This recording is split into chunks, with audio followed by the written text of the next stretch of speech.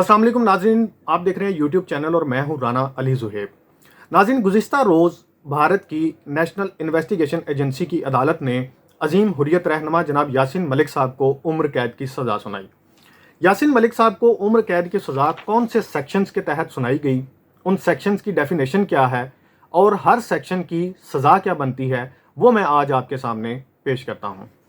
सबसे पहले मैं आपको बताऊं कि इंडियन पीनल कोड के आर्टिकल 120 के तहत यासीन मलिक साहब को 10 साल कैद बामुशक्कत और उसके साथ 10,000 रुपये जुर्माना आयद किया गया, जिसमें जुर्माना अदा ना करने की शक्ल में उनको 6 माह मजीद कैद काटनी पड़ेगी। अब 120B आर्टिकल क्या कहता है? वो ये कहता है कि किसी भी किस्म की गैर कानूनी सरगर्मी का हिस्सा बनना, मतलब कि यासीन मलिक साहब उनकी नज़र में गैर कानूनी सरगर्मी का हिस्सा बने रहे, जिसके मुताबिक उन पर 120B लागू किया गया।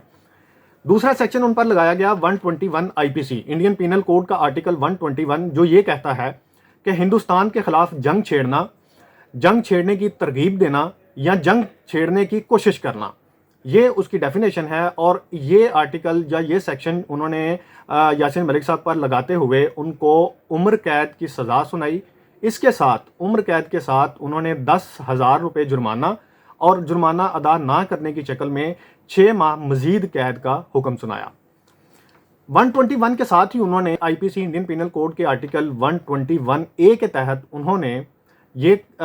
यासीन मलिक साहब पर 10 साल कैद बामुशक्कत और 10,000 रुपये जुर्माना अदा ना करने की शक्ल में 6 माह कैद मजीद बढ़ाई जाएगी। गैर कानूनी ताकत के ज़रिए या किसी मुसल्ला फोर्स के ज़रिए रियासत को नुकसान पहुंचाना, ये उसकी डेफिनेशन है 121A की। उसके बाद आगे आ जाते हैं अनलॉफुल एक्टिविटीज़ प्रिवेंशन एक्ट 1967 के जो आर्टिकल्स हैं, उनमें UAPA का आर्टिकल 13 और 120B IPC को उन्होंने एक ही जगह पर इकट्ठे मर्ज किया है और वो ये कहते हैं कि ये दोनों आर्टिकल्स सेम हैं। ये आर्टिकल्स ये कहते हैं कि किसी भी गैर कानूनी सरगर्मी की वकालत करना, उसकी हमायत करना, मशवरा देना या उसकी तरगीब देना।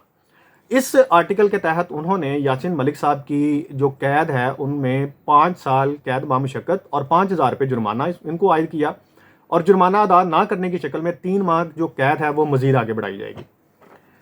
उसके बाद उन्होंने अगला आर्टिकल जो मेंशन किया वो ये है 15 UAPA, उसके बाद 16 UAPA एंड 120B IPC। ये तीनों आर्टिकल्स को उन्होंने इकट्ठा किया क्योंकि ये तीनों की डेफिनेशन एक ही है, सेम डेफिनेशन है। इसमें यह है जो भी हिंदुस्तान के इत्तेहाद, सालमियत,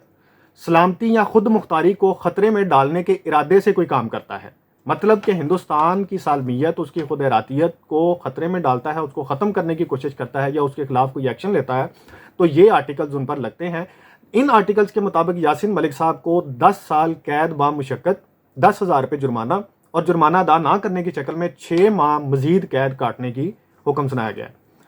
अगला सेक्शन जो सबसे बड़ा इस पूरे केस के अंदर जो यासीन मलिक साहब को सबसे बड़ी और सबसे ज़्यादा और सबसे लंबी और सबसे भारी सज़ा दी गई है वो इस आर्टिकल के तहत है। वो आर्टिकल है 17 UAPA, unlawful activities prevention act 1967 के आर्टिकल 17।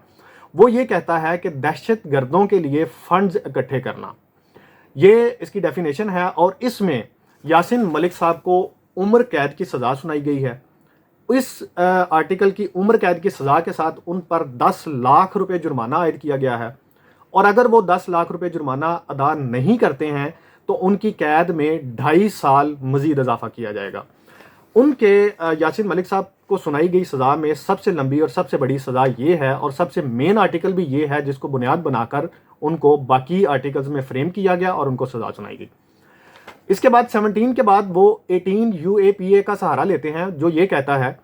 कि जो भी हिंदुस्तान के खिलाफ साजिश करता है या उस साजिश की हमायत करता है, मशवरे देता है या लोगों को हिंदुस्तान के खिलाफ भड़काता है या जानबूझकर दहशत गर्दी की कार्रवाई को सहूलत फराहम करता है, ये उसकी डेफिनेशन है जो 18 UAPA के अंडर आती है। और इस आर्टिकल इस सेक्शन के तहत यासीन मलिक साहब की सज़ा में 10 साल कैद बामुशक्कत, 10,000 रुपये जुर्माना आयद किया गया है और जुर्माना अगर वो अदा नहीं करते हैं तो उनकी कैद में 6 माह का मजीद इजाफा किया जाएगा। इसके साथ 18 के बाद वो सेक्शन 20 UAPA का सहारा लेते हैं, जो ये कहता है कि जो कोई भी दहशत गर्दी की तरगीब देने के लिए किसी कैंप یا کیمپ کو منظم کرتا ہے یا اس کا سبب بنتا ہے، مطلب کہ دہشت گردی کو کا کوئی بھی کارنامہ سر انجام دینے کے لیے کوئی خفیہ کیمپ لگایا جاتا ہے یا اس میں وہاں پہ کوئی کارروائی کی جاتی ہے یا اس کیمپ کو منظم کیا جاتا ہے، اس کے لیے لوگ اکٹھے کیے جاتے ہیں، تو وہ ان کے 20 UAPA ایکٹ کے اندر آتا ہے، جس کے تحت ان کو 10 سال قید بامشقت اور 10,000 روپے جرمانہ اور جرمانہ ادا نہ کرنے کی شکل میں 6 ماہ قید مزید دی جائے گی۔ 20 UAPA کے بعد ان کا اگلا جو آرٹیکل جو ان کی چارج شیٹ میں شامل کیا گیا ہے وہ یہ ہے 38 UAPA۔ 38 UAPA یہ کہتا ہے، یہ 17 UAPA کے بعد 38 UAPA بہت اہم ہے۔ وہ یہ ہے کہ کوئی شخص جو خود کو کسی دہشت گرد تنظیم سے منسلک کرتا ہے یا اس کی سرگرمیوں کو آگے بڑھانے کے لیے کام کرتا ہے، دہشت گرد تنظیم کی رکنیت سے متعلق جرم کا ارتکاب کرتا ہے۔ اب یہ بڑی اہم چیز ہے۔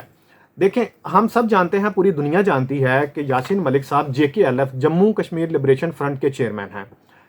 انڈیا نے 2019 میں جموں کشمیر لبریشن فرنٹ کو دہشت گرد تنظیم قرار دے کر اس کو بین کر دیا۔ اب چونکہ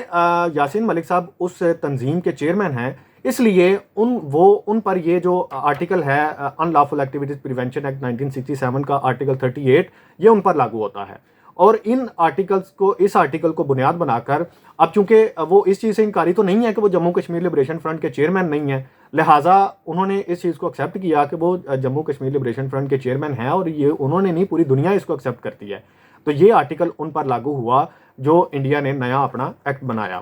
اس کے مطابق اس آرٹیکل کے تحت ان کو 5 سال قید بامشقت، 5,000 روپے جرمانہ اور جرمانہ ادا نہ کرنے کی شکل میں 3 ماہ مزید قید کا اضافہ کیا گیا۔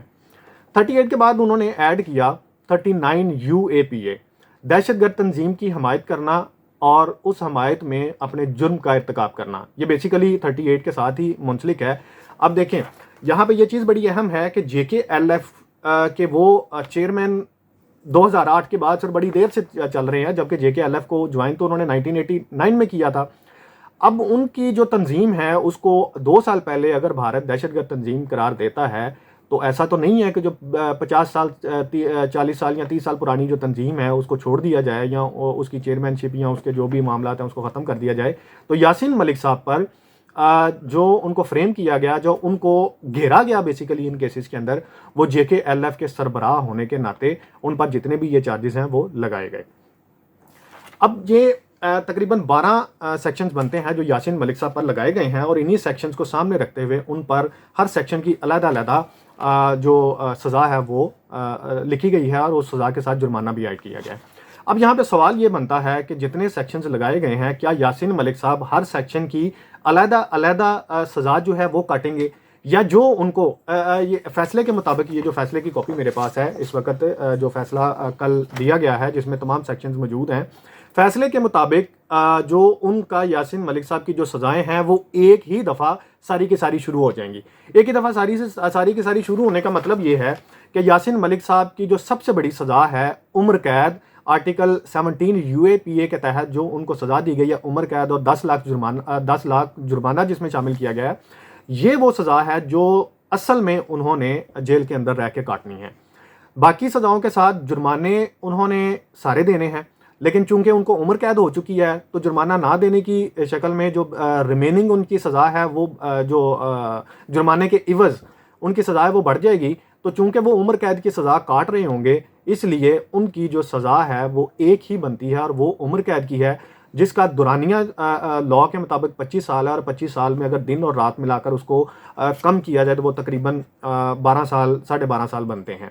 اب یہاں پہ ایک چیز یہ شامل کرتے ہیں کہ یہ جو کورٹ آرڈرز ہیں ان میں یہ چیز بھی شامل کی گئی ہے کہ انڈین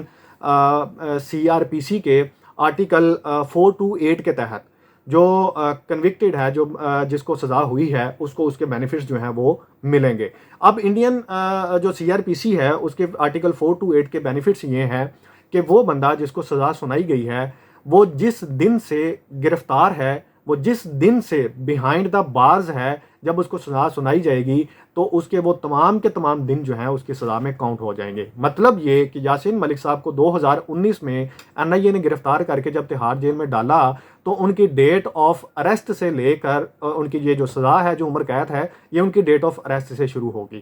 اور اس کے ساتھ لیکن یہ ضرور شامل ہے کہ انہوں نے 10 لاکھ روپے جرمانہ جو ہے وہ ادا ہر صورت کرنا ہے۔ اگر وہ نہیں کرتے ہیں تو 2.5 سال ان کی قید میں، جب ان کی عمر قید کمپلیٹ ہوگی تو 2.5 سال ان کی قید میں مزید ایڈ ہو جائیں گے۔ اب یہاں پہ یہ بات بھی قابل ذکر ہے کہ ہندوستان کی یہ تاریخ رہی ہے کہ کشمیری رہنماؤں، کشمیری لیڈروں کو نہ صرف گرفتار کیا گیا بلکہ ان کو پھانسیاں بھی دی گئیں۔ ہم بھارت کے کسی قانون کی خلاف ورزی نہیں کر رہے ہیں، بلکہ بھارت ہمارے کشمیری لاز کی جو خلاف ورزی ہے وہ کر رہا ہے۔ بھارت ان معاہدوں کی خلاف ورزی کر رہا ہے جو وہ کشمیری لیڈرشپ کے ساتھ کر چکے ہیں۔ یاسین ملک صاحب کے خلاف جو یہ ساری کی ساری عدالتی کارروائی ہوئی ہے، قانونی طور پر نہیں ہے۔ ہم اس پوری پروسیڈنگز کو، ان کے خلاف اس فیصلے کو نہیں مانتے ہیں۔ ہم اس پروسیڈنگ کے خلاف، ہم اس فیصلے کے خلاف انٹرنیشنل کورٹ آف جسٹس میں جائیں گے۔ ہم اپنا موقف اور اپنے تمام تر ثبوت جو ہیں وہ انٹرنیشنل کورٹ آف جسٹس کے سامنے رکھیں گے، اور ہمیں یہ امید ہے کہ انٹرنیشنل کمیونٹی، خاص طور پر برطانیہ، جو ہر معاملے میں ہندوستان اور کشمیر کے درمیان میں ماضی میں وہ اپنا کردار ادا کرتا رہا ہے، لیکن آج نہ جانے کیوں وہ صرف ہندوستان کی بولی بولتا ہے۔ یاسین ملک صاحب کے گرفتاری کے اوپر اور ان کی سزا کے اوپر برطانیہ کی گورنمنٹ کا یہ کہنا کہ یہ ہندوستانی گورنمنٹ کا اندرونی معاملہ ہے، یہ سمجھ سے بالاتر ہے۔ مجھے اجازت دیجیے، اپنا خیال رکھیے، اللہ حافظ۔